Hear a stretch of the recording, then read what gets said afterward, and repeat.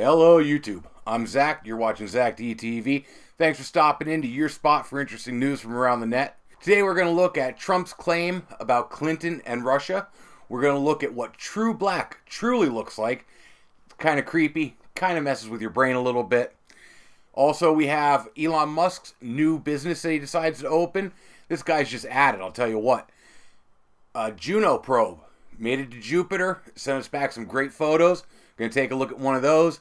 And to wrap it up, we have a woman who has worked at McDonald's for 4.5 decades, and she's loving it. All that's coming up. And remember, if you want more news like this Monday through Friday, go ahead and click that subscribe button down below.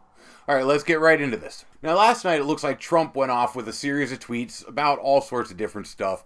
About the, the Freedom Committee, about the Russia investigations, about Hillary should be the one being investigated about Russia.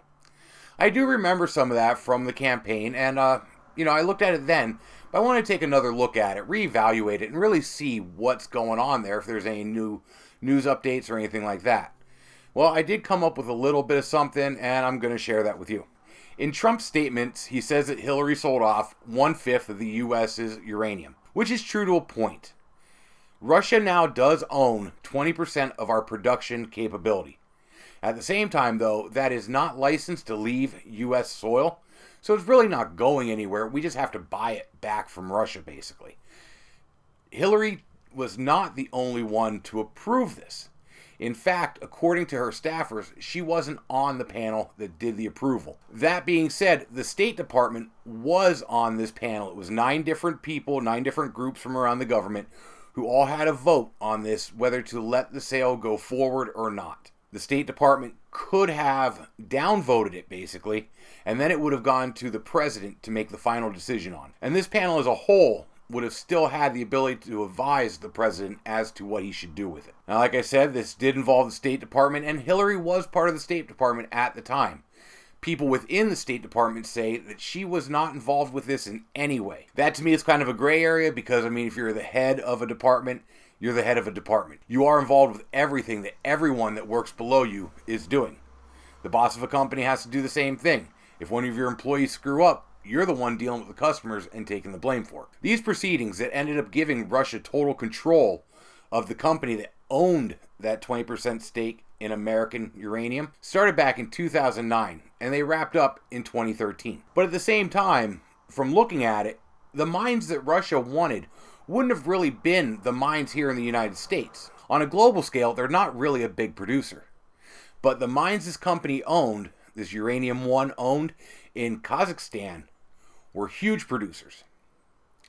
Full disclosure on that one, Bill Clinton did help the owner of Uranium 1 go and wrap up the deal that got them those mines. He was the one who set up the meeting with the president of Kazakhstan, and Bill Clinton sat in on the meeting that actually made this contract happen. During this time period as well, the Clinton Foundation took in over $100 million in donations from people that were directly related with the Uranium 1 company. From looking at it, it was somewhere around $135 to $145 million in donations during this time period. A point that Trump keeps hammering on, though, is they didn't disclose all those donations to the Clinton Foundation, which is true. It looks like there's about $3.5 million that wasn't disclosed.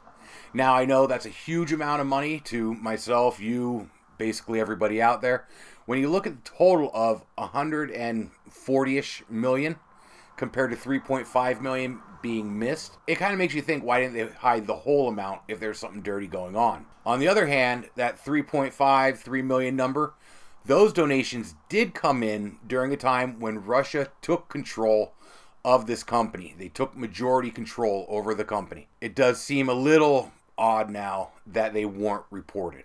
Just a couple months before this deal was signed, Bill Clinton was paid $500,000 to go speak at a bank that was government owned in Russia. He spoke to a lot of bankers and government officials. And while there's no direct proof of any wrongdoing through all this, and nobody could really find anything that directly links it, if you follow the money, it does look kind of suspicious. It gets into the realm of conspiracy theory. Although, what bothers me even more, Bill Clinton himself, who's an advisor on House of Cards, says that show is 99% accurate. I know I'm a fan, and partially because of all the backroom deals and everything that happened on it. So I don't know. I'd like to know if you guys think the government could be as corrupt as all this. Like I said, let me know in the comments below. Here's some neat science to hurt your brain. Check this out. This photo shows a guy holding a round object that is painted with VantaBlack. This was originally invented back in 2014, but at that point it only had a 99.6 absorption rate of light. But now it is so absorbent that there's no known spectrometer that can detect any light coming back off of this. I mean, to me it really looks like they photoshopped a black dot in front of them, doesn't it? Now that stuff is pretty cool. It's made by using carbon nanotubes that are about 20 micron in size. That's about 3,500 times smaller than a single human hair. That's like 1 trillion of these little nanotubes in 1 square centimeter of space. Basically how this works is all those little nanotubes are standing up. The light gets in there, bounces around, and gets absorbed by the carbon. Pretty neat. If you want to imagine how it would work, picture a forest. If you're in a really tall forest, the sun's filtering through the trees and you get less and less the lower you go.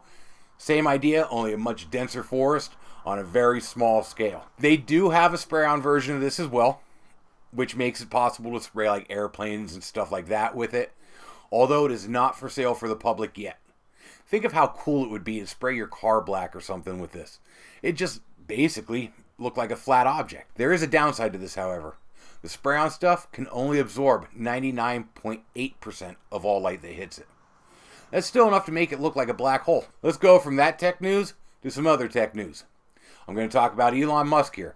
This guy just blows my mind. Well, actually, with his new project, he wants to mess with your mind. His plans with his company are to link human minds to computers in the long run with a neuralace. It's basically a wire network inside your brain that allow you to jack in.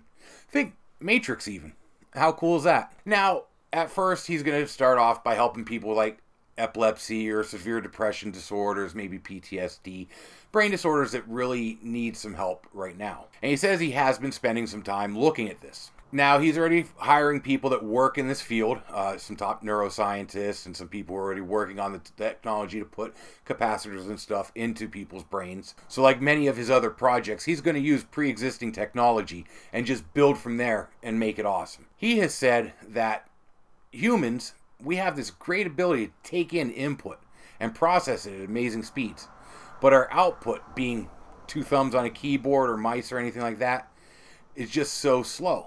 And he wants to speed that up. So in the long run goal here is to hook us into computers. And he says maybe it'll make us able to keep up with AI. Because as we all know, that's something that scares him, is AI taking over.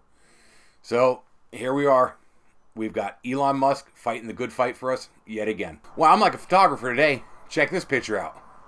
That's a cool photo that comes from the Juno space probe. It's orbiting Jupiter right now.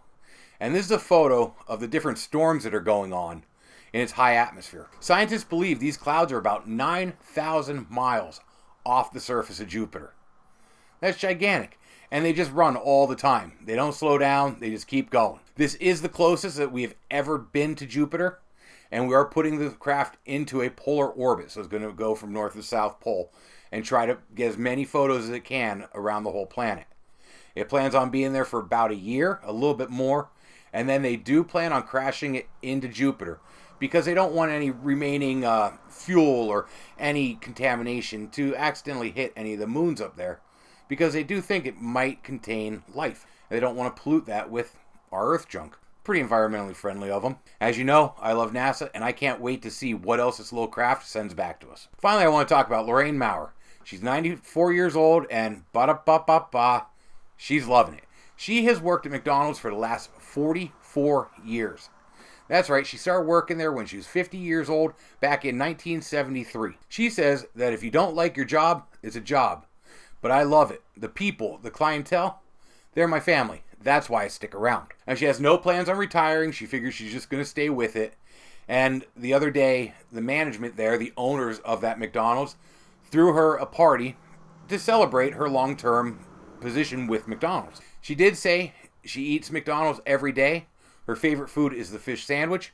But now that she's on the breakfast menu, she loves it all. I'll tell you what, at 94 years old, after 44 years of eating McDonald's every day, I kind of feel like the anti-fast food people might have it wrong. I don't know. It's just always good to see a person just keep on keeping on. Well, that's going to wrap it up for me today. Remember, if you like what I do, go ahead and share me with your friends. You can follow me on Twitter or Facebook. Leave me a comment down below. I'm here Monday through Friday. Tomorrow's Wednesday, so I'll see you guys tomorrow.